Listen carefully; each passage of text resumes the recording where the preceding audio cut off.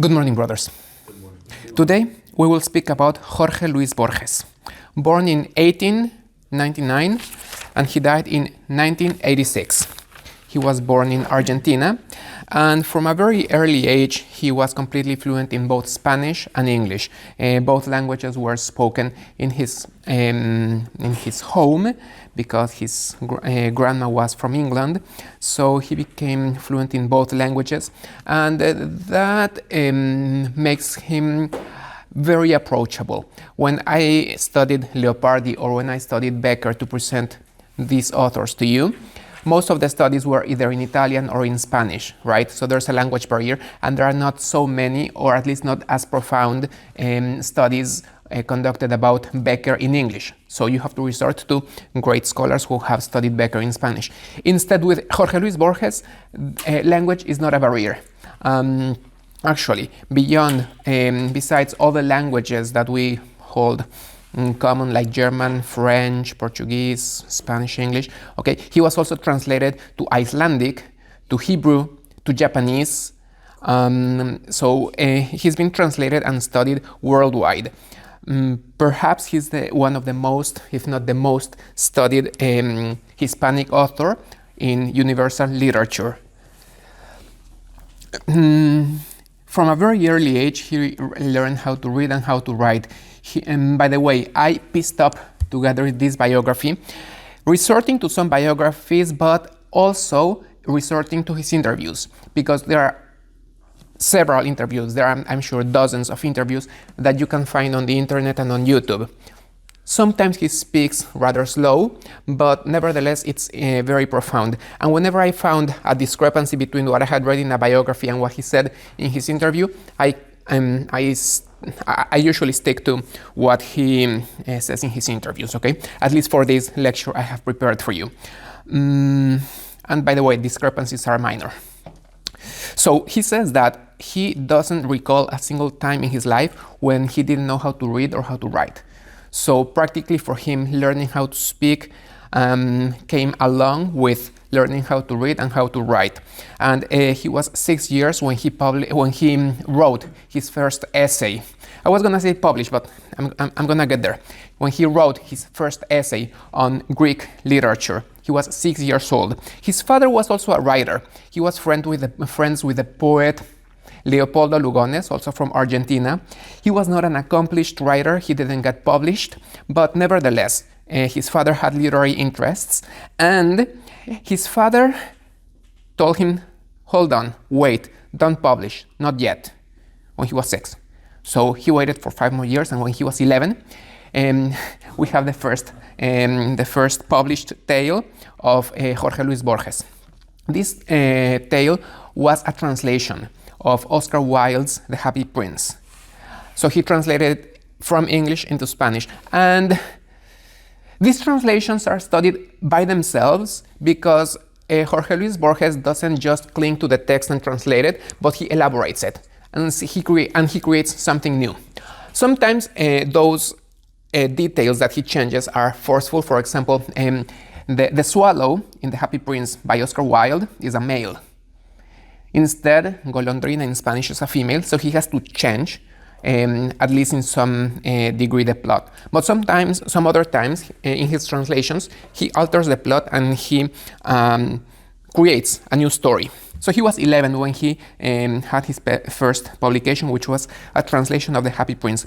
In 1914, he moved with his father to Geneva. And of course, as soon as they disembarked, World War I broke out. But Geneva was a peaceful oasis in the middle of that chaos and that turmoil.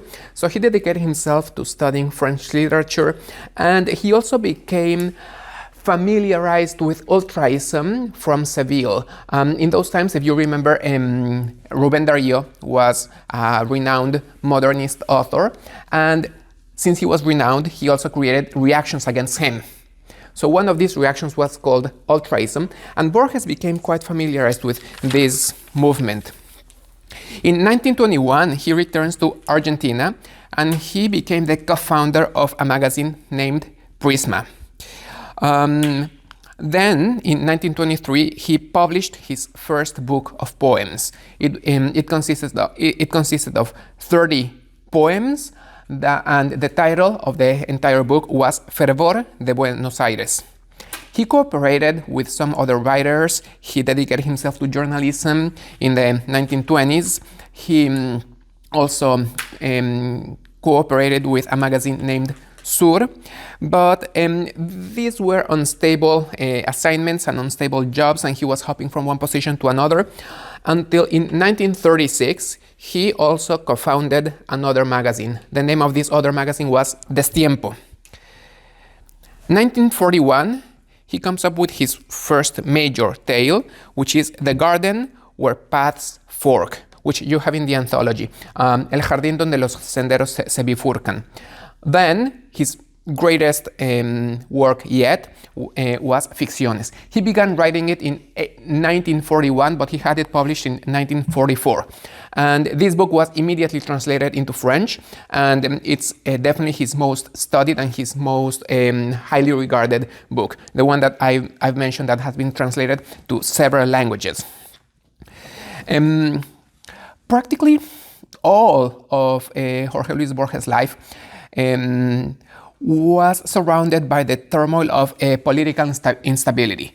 And you would say that until the 1950s, there were dictatorships ensuing one after the other. And he was contrary to the military regime. And now that we're about to have elections, I found it very interesting what he said in one of his interviews. They asked him, Jorge Luis Borges, for whom are you going to vote? And he responded, we never know whom we are going to vote for. We only know against whom we vote. And he said he was going to vote against the military regime. In 1955, the revolution overthrew the dictatorship of Domingo Perón, maybe the most famous dictator of Argentina, even if he's not the only one. And you would think that after this revolution, there came a period of political stability and democracy, but it wouldn't last long. Then other coups and other military regimes would follow. Remarkable that also in 1955, the same year of the Revolución Libertadora, he went completely blind. Even when he was in his mid-30s, he was visually impaired, and he almost died because he fell, and it took him a while to recover from that fall. But in 1950, he was not visually impaired, he was completely blind. The revolution that had gained power in 1955 offered him several positions and charges in the government, which he declined. He didn't want to get involved or entangled in politics, but in the end he did accept the position as the head of the National Library, which at the time had something like 800,000 volumes.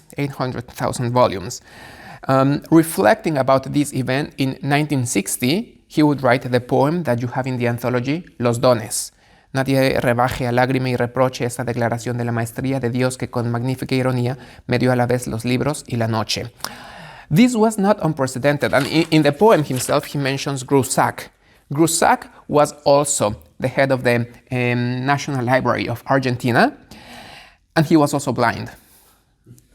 Okay, so he mentions him in this poem, and just like Homer, just like Milton, Leopardi, Borges also went blind, which is remarkable.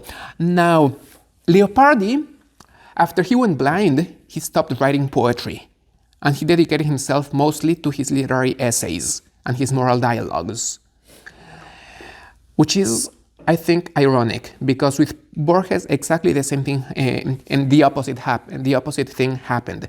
After Borges went blind, he stopped writing tales or short stories, and he dedicated himself to poetry, because in his blindness it was easier for him to retain, to hold the verse. There are a few exceptions, for example, the Memory of Shakespeare, which he dictated, but after he went blind, most of Borges' literary production is poetry. As I said, the stability that was expected after the revolution didn't last, and in 1976, Jorge Rafael Videla, assumed the power, and he declared himself president in 1978. In 1976, Jorge Luis Borges was also nominated for the Nobel Prize of Literature. But that same year, he had an interview with the neighboring dictator in Chile, Pinochet, Augusto Pinochet. And we don't know why, but some speculate this interview cost Borges the Nobel Literature Prize. So he was not awarded with this prize precisely because of that interview. When he was 68, he married. He married his childhood sweetheart, Estela Estillan. And after they got married, they didn't get along well. So he left her without previous notice. He just disappeared. And if you are 71 years old and you have just left your wife after 3 years of marriage, what's a reasonable thing to do? Drive something. You go live with your mom. And his mom, who was past 90 years old, received him, folded his laundry, helped him because he was completely blind. So he spent these years under the care of his mom, who was over 90 years old. And in 1975, his mother died, aged 99. But then another woman enters in his life. He was 38 years her senior, but her name was Maria Kodama. She had been a former pupil. Eventually, she became her secretary, and she would become her wife. In 1986, the same year Borges died. Although he was not awarded the Nobel Prize of Literature, he did receive the highest award in Spanish literature, which is El Premio Cervantes. And in Mexico, he was awarded with the Olinjo Listli and the Alfonso Reyes. Now, while his life might be interesting, his thought is way more interesting. As we have seen, something that most vanguard movements hold in common is the reaction against realism. And you can see how Kafka reacts against realism through his expressionism. Rubén Darío through his sensorial imagery and through his escape to remote regions and to idyllic places, right? You can see that in Rubén Darío's literature. With Hermann Hesse, you find an escape toward the Far East. And remember that for Hermann Hesse, the realm of the spirit was way more real than that which realism called reality. That which we can touch, that which we can see, that which we can hold on to is but a mere illusion. For Hermann Hesse, that which really matters is the realm of the spirit. And those things that cannot be grasped, that cannot be fathomed, that we cannot comprehend, convey a deeper knowledge than reason itself. According to Hermann Hesse's, let's call it philosophy, if you can say that there's a philosophy behind Hermann Hesse, right? What happens with Borges? For Borges, we also find some kind of escape. He flees to the realm of fiction. But for him, the line or the distinction between fiction and reality is futile, is useless, is non-existent. There is no such thing as the distinction between fiction and reality. Borges flees to the realm of fiction, of art and poetry, but in the end, fiction ends up being more real than that which we call reality.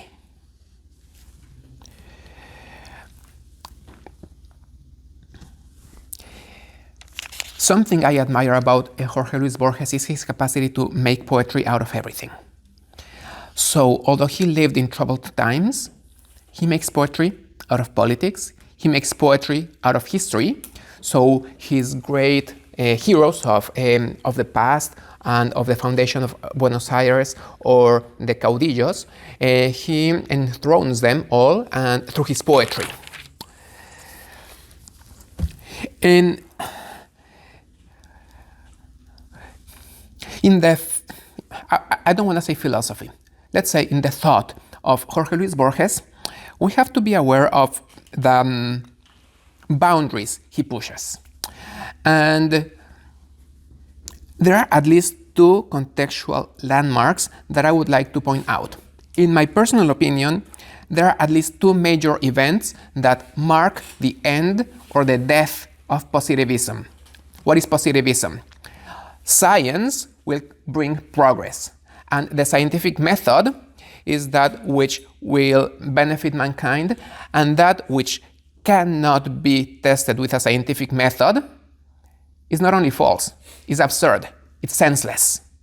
So that line of thought, which had prevailed in the late 1800s and maybe the early 1900s, is completely out of fashion, and it completely dies with at least two major events. One of them is the principle of indetermination proposed by Heisenberg. Heisenberg's principle of indetermination in 1927. And the other one is Gödel's theorem. What do they mean? One belongs to the field of physics, the other one belongs to the field of math. According to Heisenberg's principle of indetermination, it is not possible to know the position and the speed of a particle with a margin of error that is less than Planck's constant. So the particle is there, it has a speed, but we cannot know both. This is an epistemological problem. There's a barrier. It cannot be known. And if you know its speed, you will not know its position. Or if you know its position, you will not know its speed. And that's something that Heisenberg presents in 1927, and to a significant extent, that brings the end to positivism. There's a barrier, and we will not be able to know everything. Our scientific research has its limitations, to begin with. Second, in math, I think mankind can unanimously agree about the fact that 1 + 1 = 2. How do you demonstrate it? You are startled, right? You show me, you tell me 1 + 1 = 2, but I'm not asking you to repeat the statement. How do you demonstrate it? And that's a question that puzzled mathematicians. Is there a demonstration for me to prove that 1 + 1 = 2? We can unanimously agree about 1 + 1 = 2, but how do you demonstrate it? Well, Frege undertakes this endeavor, and he published a 300-page long treatise on 1 + 1 = 2. I am going to demonstrate that 1 + 1 = 2. And the ink was still fresh on the printing press when Gödel, who I think was in his early 20s, published his theorem in 1931, contradicting Frege's treatise. And he says, you have not demonstrated it. And I will demonstrate that you cannot demonstrate it. So, either you want to be coherent within your system, and then you can have no external grounding, or you can have an external grounding, but you will not be coherent. That is, at least in my own poor words, Gödel's theorem. These two events mark a crisis in positivism, and that explains well enough why Jorge Luis Borges, along with many others, escaped to the realm of mysticism, of fiction, and to some extent also of humor, and of ridicule. For example,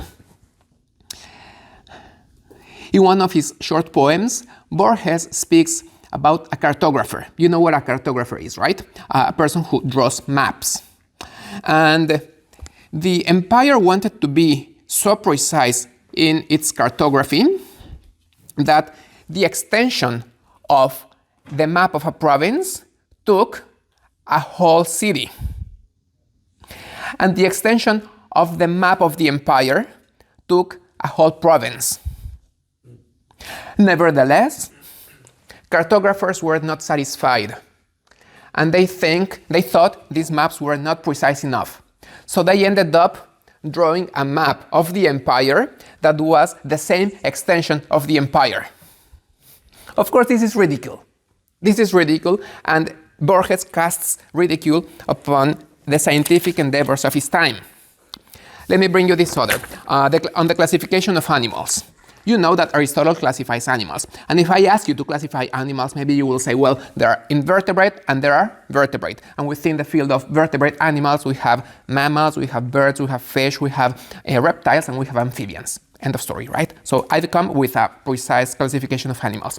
How does Jorge Luis Borges classify animals? According to the Celestial Emporium of Benevolent Knowledge, which is a Chinese encyclopedia, animals can be divided into 14 kinds. First, those that belong to the emperor, embalmed ones, those that are trained, suckling pigs, mermaids, fabulous ones, stray dogs, those included in the present classification, those that tremble when they are mad, innumerable ones, those drawn with a very fine camel hair brush, others, those that have just broken a flower vase, those that from a long way off look like flies. I don't think he was being serious. He was casting ridicule on those scientific undertakings of his time. So the question is, can we take Borges seriously? Maybe yes. Maybe yes. We should take him more seriously than he appears at first glance. Because in Borges, we find scientific explorations that anticipate some things that contemporary science would explore only after Borges had conjectured it. It's not like Borges is a scientist, but he pushes the fringes of science, and he anticipates several scientific theories. Maybe the most famous one is that of the parallel universes that you find in his book Fictions, which he began writing in 1941. He published it in 1946, and that is at least 2 years before any string theory was published. So we find in Borges someone who anticipates the theory of parallel universe that aligns very well and that can practically, at least in my understanding, can only be explained through string theory. By the way, the simplest of all string theories requires at least 16 dimensions, not to speak about the most complex ones, okay? So don't ask me about the math because I have not delved into the math behind this, but some propose that there can be different frequencies that would give rise to parallel universes. And I think that the best way to explain that, at least for me to understand it, is, can there be several frequencies of a radio wave? Of course there can, right? And we can tune into this frequency or that frequency or that frequency. And which is the frequency that is passing through our atmosphere? All of them at the same time, right?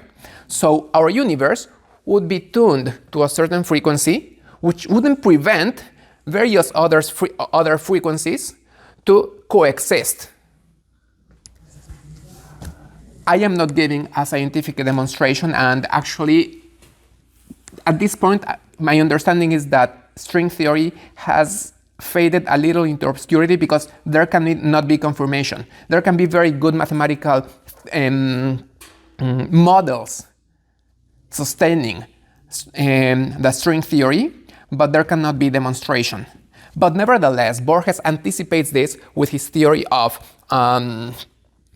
parallel universes that you find in the garden where paths fork. Remember John Paul II's second to the last book, Memory and Identity?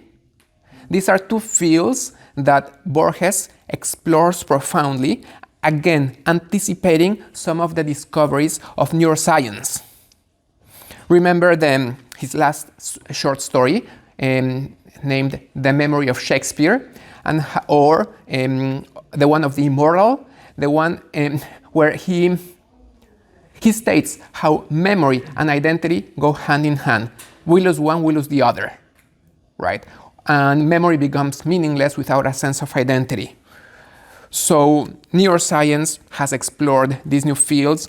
Where is the sea of self-awareness? Where is the sea of consciousness? We have about around 90 billion brain cells. We can trace a map of which of those brain cells are accountable for memory, but at least from the neuroscience that we know today, it hasn't been possible to trace a map of where the sea of consciousness lies. And these are reflections that Borges also tackles in his writings, and along with them, there comes the problem of free will. If I don't have a sense of identity, am I just a piece on the chessboard? Is my free will an illusion? Or is there a true sense of free will? You can answer these questions any way you want. I am not pushing you in one direction or the other. What I want to highlight is the merit of Jorge Luis Borges in presenting these questions. Jorge Luis Borges presents these questions, and in some regard, you can say that he also anticipates quantum mechanics. For example, the relationship between the subject and the object, and how the observer can alter the results he observes, which, at least from my understanding of quantum physics, has already been confirmed with an experiment. So that seems to conflict with Einstein's theory of relativity, and of course it conflicts way more with Newtonian science, but it seems to give a plausible explanation that will explain the way subatomic particles interact. So, of course, this is a new field, but it seems that Borges, to some extent, anticipated these discoveries. The relationship between the subject and the object, the problems related to time and space, what is time and what is space.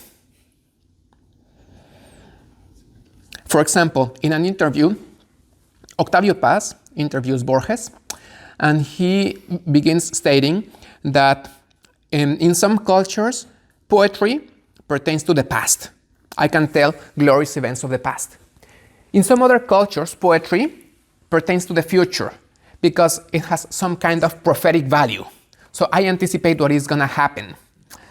In some other cultures, poetry pertains to that which is not, to non-being, because we have this reality, and poetry transcends this physical realm and creates some new fiction. Okay? What is Borges' response to that? For me, poetry has to do with the instant. It doesn't pertain to the past, it doesn't pertain to the future, it pertains to the present instant. And in this, he brings up a strong influence he received from Japanese poetry.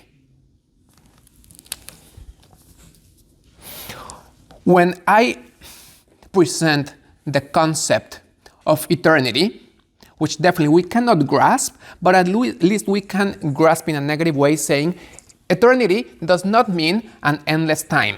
It does not mean that there's an infinite past that portends into an infinite future. Actually, It's just an instant where there's no past, there's no present, and there's no future, but everything is condensed together. St. Thomas Aquinas defines eternity, interminabilis vitae tota simulat quae perfecta possessio. So I think there's not a significant problem for us to understand eternity as the absence of time, there where there's no time. Okay? Now, can we apply the analogy to space? Should we understand space as an infinite container, or can the entire universe be contained in a nutshell? He quotes from, in the beginning of his book, The Aleph, he quotes from Hamlet, Act 2, Scene 2. "Oh God, I could be bounded in a nutshell and count myself a king of infinite space." So these reflections about time and space are also very profound and very interesting. Borges also brings up a lot of aesthetic theory. I don't know to what extent he creates it, or he just condenses what he had read and what he had gathered from other sources. He was also profoundly interested in philosophy, and it's amazing how he can bring up the figure of Spinoza and turn Spinoza's philosophy into a poem. And not only Spinoza, maybe his favorite philosopher was Schopenhauer. He learned German to read Schopenhauer and to read German Romanticism. So he was self-taught in German. So maybe his favorite philosopher was Schopenhauer, along with Hume and Berkeley. And all Borges does, according to his own testimony and that of scholars who have studied Borges, he pushes the boundaries of these philosophers. So he was definitely well versed in philosophy. And let me now come back to aesthetic theory. To begin with, he stresses the dichotomy between the person and the author. For him, there's not one, but there are two Borgeses. The Borges who's self-aware and who's the person that interacts with the world, and then the Borges who writes his poetry. And these two characters are different characters, but to a certain extent they converge and they merge and they are confused. You don't know which one is which, and he himself is not aware of that. I found it interesting how he says about several of his poems, because something remarkable about Borges is that he lived to comment on various of his poems. And sometimes he says, well, this poem I wrote it when I was still very young. I don't regret the way I wrote it. I see there are multiple imperfections. I am not particularly proud of it, but it doesn't seem to me like I've written it. It's a different person who wrote it. A person that is sympathetic to me, I like that person, but I think we are not the same person. And the reflections about himself, his identity, and himself as an author, those are very profound reflections that he brings over and over again, both in his poetry and in his reflections about poetry. In one of his poems, whose title is The Arte Poetica, of course referring to Horace's Arte Poetica, he questions the idea of that grandeur, that splendor, that grandiloquence in poetry. Poetry is not about those things that are great and outlandish. Poetry is about the ordinary. And for him, the metaphor he uses is that of Ulysses. Ulysses was tired with wandering around the world, and he was tired of seeing so many prodigies. Those prodigies were not the material for art. For Ulysses and for us, art is Ithaca, the simplicity of coming back to our homeland where we find peace.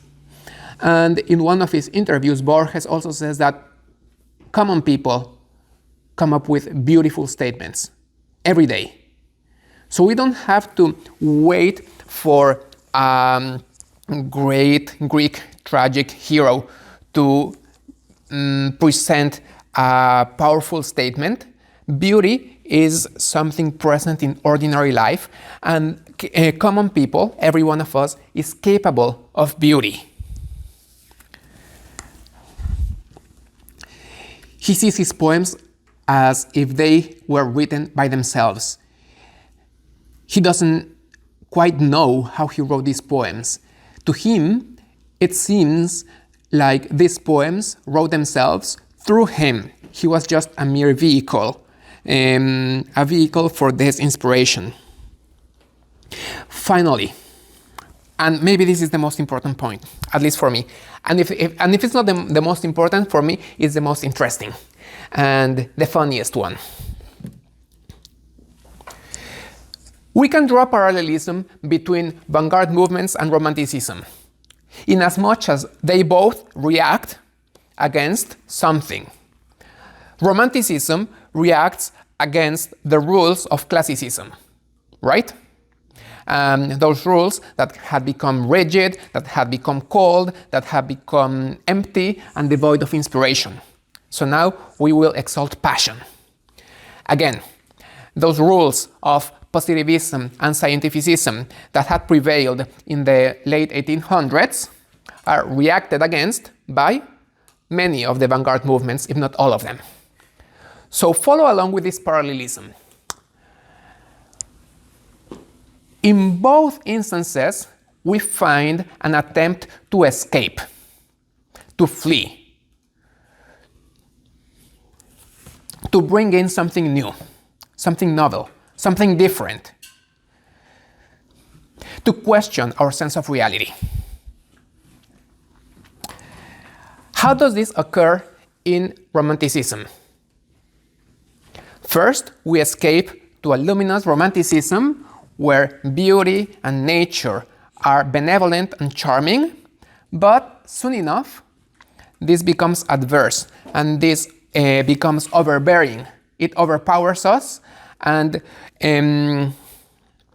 we are completely appalled. Maybe the clearest example is that of Mary Shelley's Frankenstein. That which had become our inspiration and our ideal, and that in which we had placed so many hopes, becomes overbearing. It crushes us, just like Frankenstein's monster destroys his creator. Instead, Jorge Luis Borges reflects about the creations of positivism. And I've already stated how he ridicules them, how he mocks them, and instead of being overwhelmed, he's underwhelmed. He ridicules his own creation. It's not like that creation we can no longer master. We cannot no longer control, we can no longer dominate, and it overpowers us. Actually, it's all the contrary. We are disappointed upon our own creation. And for me, the clearest example of this is his short poem, The Golem. The Golem. There's a tale, I think it's in German. There's a tale about a golem.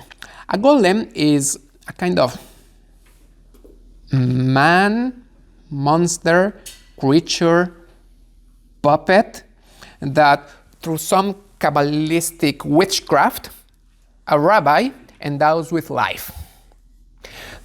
To begin with, notice how he leaves aside Mary Shelley's scientific explanations. He doesn't need galvanism, he doesn't need chemistry, he doesn't need any kind of scientific explanation. Now we resort to witchcraft, we resort to Kabbalistic enchantments, and it is this the way the rabbi of Prague endows his creation with life.